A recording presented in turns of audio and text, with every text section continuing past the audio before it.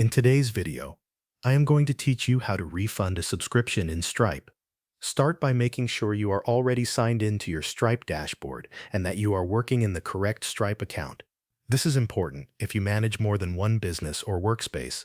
From the dashboard, open the Subscriptions section. Here, find the subscription that you want to refund and select it to open the full details page. Take a moment to review the customer information and the subscription details so you can confirm that you have chosen the correct subscription before making any changes. From that menu, choose Cancel Subscription. Stripe will then open a cancellation window where you can decide when the subscription should end. If you want the customer to keep access until the end of the current billing cycle, choose At the end of the current period. Select the option that matches how you want the cancellation to be handled. In that same cancellation window, look for the Refund section. Stripe may show one or more available refund options depending on the payment and billing setup. For example, you may see an option to refund the last payment or to issue a prorated amount. Choose the refund option that fits your situation. After that, review the refund amount and the cancellation details shown on the screen.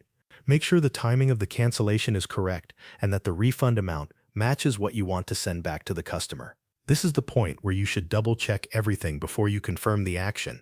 When you are ready, click Cancel Subscription to complete the cancellation and process the selected refund.